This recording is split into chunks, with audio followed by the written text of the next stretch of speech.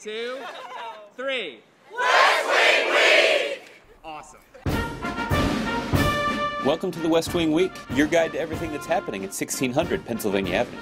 But first, a brief message from the Secretary of Homeland Security, Janet Napolitano. I'm Janet Napolitano, and I just returned from my third trip to the Gulf Coast, where we're working around the clock in our response efforts. You too can be part of this 24/7 response by volunteering. Please visit whitehouse.gov.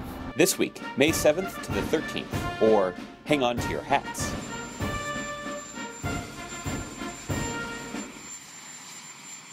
On Friday morning, May 7th, President Obama met with his economic team before going to the West Side Driveway to make a statement about job growth in our nation's economy.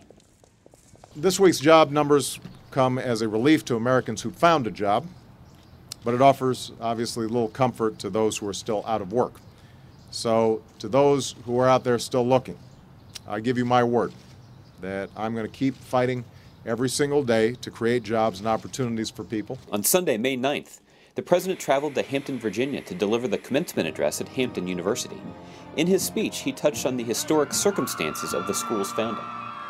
You know, we meet here today as graduating classes have met for generations, not far from where it all began, near that old oak tree off Emancipation Drive.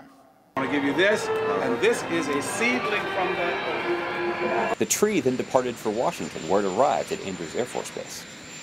On Monday morning, May 10th, the President announced that Solicitor General Elena Kagan would be his nominee for the Supreme Court. Just don't trip. That'll be really embarrassing. Very nice for you to say that at this moment. Right. While we can't presume to replace Justice Stevens' wisdom or experience, I have selected a nominee who I believe embodies that same excellence, independence, integrity, and passion for the law, and who can ultimately provide that same kind of leadership on the court. That afternoon, President Obama swore in the bipartisan members of the President's Intelligence Advisory Board. Sir? How you doing, brother? Good to see you. Mr. President, great to see you. The group then held a meeting in the Roosevelt Room.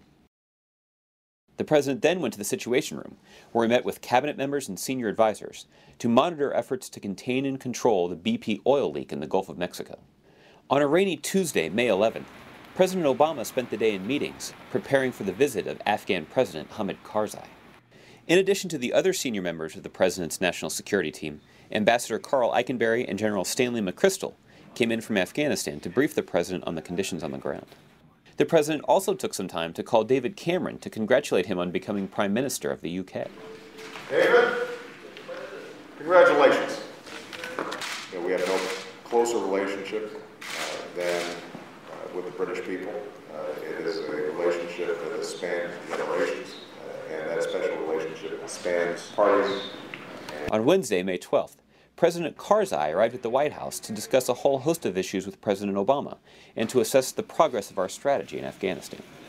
There is no denying the progress that the Afghan people have made in recent years in education, in health care, and economic development, as I saw in the lights across Kabul when I landed, lights that would not have been visible just a few years earlier. Nor, however, can we deny the various serious challenges still facing Afghanistan. After 30 years of war, Afghanistan still faces daily challenges in delivering basic services and security to its people while confronting a brutal insurgency. Meanwhile, at Georgetown University, the First Lady attended the National Military Family Association Summit, a meeting focused on the needs of soldiers' families across America. Even with all this generosity and goodwill, many families are still not receiving all the support that they need. And that's another hard reality. And it's the reason that we're here today. On Thursday, May 13th, President Obama traveled to Buffalo, New York, home of the Sabres, spicy chicken wings, and Deputy Press Secretary Bill Burton. He also made a quick stop to sample some of the local cuisine. I ordered 10. I'll get 5 regular, but 5 extra crispy. All right. I was just sarcastic. You just had influence on the president. All right. The president stopped at Industrial Support Incorporated to see some innovative techniques at work in the electrical shop. This is fun. You're levitating. Hey. And to have a conversation with workers about the economy. But Buffalo, I did not run for president to preside over America's decline. I didn't run for president to watch the erosion of the middle class continue. I ran for president to keep the American dream alive in our time, for our kids. On his way back to Washington, D.C., the president stopped in New York City to visit with law enforcement officials. Well, the suspicious vehicle is really suspicious. Well, please, everybody have a seat. Have a seat. I want to find out what was going on here. To find out more information on any of these topics or to see complete videos of these events, go to whitehouse.gov. And thanks again for checking out your West Wing Week. This is a much better looking group than last year.